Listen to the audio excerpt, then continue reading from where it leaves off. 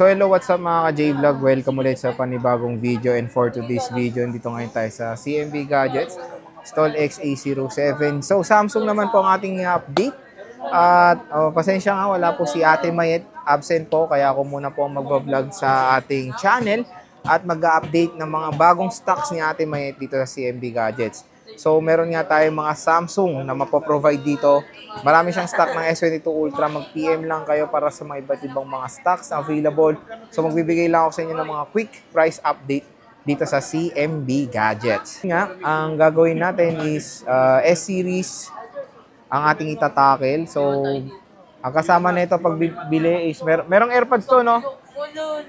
Meron to kasamang AirPods, hydrogel. Ilang case to? Dalawang clear. Mamimili kayo doon na sobrang hirap mamili sa dalawang clear nila. So,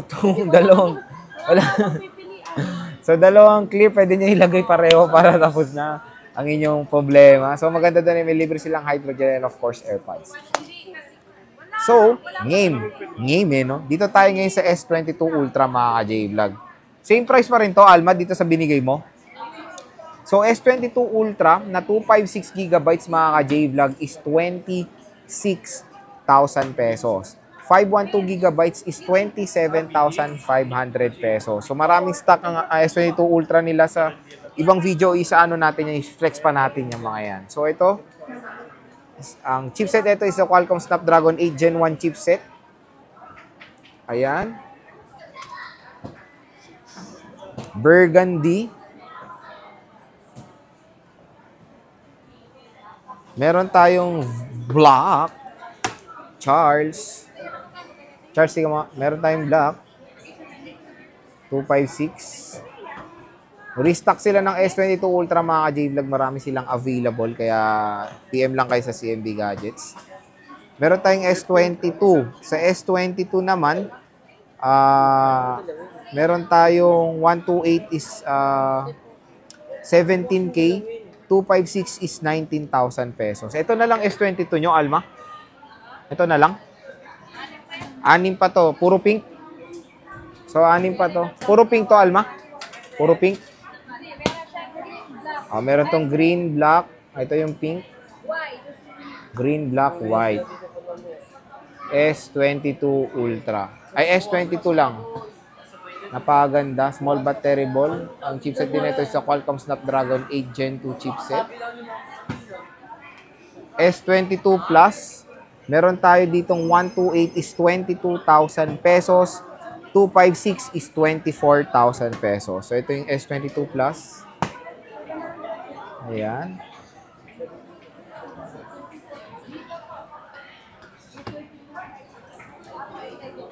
Color pink. Okay. Meron tayong S21 Plus mga ka-J-Vlog. Ito, mura na lang tong S21 Plus nila.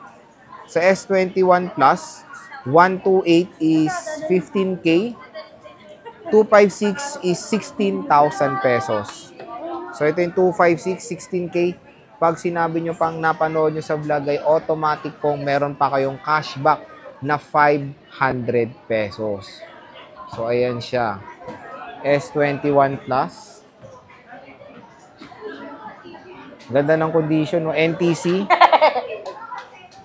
NTC. Meron tayong S21. Sa S21, 128 is 13,000. 256 is 14,000 pesos. Ito, ang S21 Plus. Ito yung difference ng S21 Plus at S21. Screen size, syempre, ang main factor. Same lang naman ng chipset. So, magtatanong, ito naman ang difference ng S21 sa S22. Design, box type na ng medyo box type na yung S22. Mas maliit ang form factor ng S22 at mas maliit yung display ng S22 compare sa S21. Oo nga, nagtaka rin ako. Oo, mas maliit nga S22 pala sa S21. Complete redesign na rin. Box type siya. S21 FE. Ang 128 niya is 13,000 pesos. With cashback pa to mga ka-J-Vlog. 8GB 128. Matte finish. Ang ganda. Flat display. So, maganda tong S21 FE nila mga J-Vlog. Kukunin nyo na. Diba? Matte finish din. Meron tayo ditong S23 FE. Ito, itsura nito parang ano yung A55 eh. S23 FE. Smart lock to mga ka-J-Vlog ah. 23,000 pesos. Ayan, para siyang A55 yung itsura niya. Low bat nga lang, pero ang ganda kasi naka-plastic pa yung gilid niya. Ayan, kunin nyo na to. Screenshot nyo na. Sabihin nyo na panood sa vlog, automatic may cashback pa kayong 500 pesos. Smart lock nga lang to ah. So, pwede rin siya sa ano, talk and text. Ayan. S23 FE. Meron tayong S23 Plus. S23 Plus 256 is 29,000 pesos. 512 is 32,000 pesos. So, ito yung S23 Plus. White and green. And of course, ito yung isa is S23. S23 mga ka-J-Vlog. 128 is 23,000 pesos. 256 is 25,000 pesos. So, ito yung mga available na mga Samsung smartphones sa CMB Gadgets. Ang dami nilang available na S22 Ultra. I-PM nyo lang sila mga J-Vlog. At yun nga, pag wala si Ate Met ngayon, nanganapin nyo si Alma or si Belen.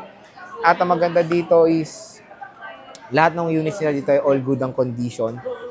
Lahat ito chinecheck nila very well. Pag meron naman din mga problems, meron silang warranty, 7 days replacement warranty for factory defect, and meron silang 3 months service warranty. So sa service warranty, ang covered lang nun is yung labor parts. Pag may nasirang parts, kayo po magsha-shoulder niyan. Pero yun nga, syempre, yung pag ano sa labor, medyo expensive din yan. Kaya yun naman ang sagot nila. Kaya parating yung alagaan ng smartphone yung mga J-Vlog. Wala rin silang update sa update. Wala silang warranty sa update. Kaya sinabi nila yun is, hindi naman sinabi nilang bawal. Update at your own risk. Kasi marami talagang natatamaan ng bugs when it comes sa update. So, parati kayo mag-update ng malakas ang Wi-Fi, mataas ang battery percent nyo, at huwag kayong mag-update ng sobrang baba ng battery nyo. Kasi, alam ko sa Android naman, mayroon naman tong safety precaution na pag below 30, hindi talaga nag-update yung unit. Pero, parati kayo mag-iingat din siyempre sa pag-download niyan. Huwag kayo magda-download through data. Kasi may natatamaan niyan sa LCD talaga. At ayun, kung saan ba kayo maghanap ng mga murang Samsung smartphone, dito lang yan sa CMB Gadgets. Stall XA07 kay Ate Mayen.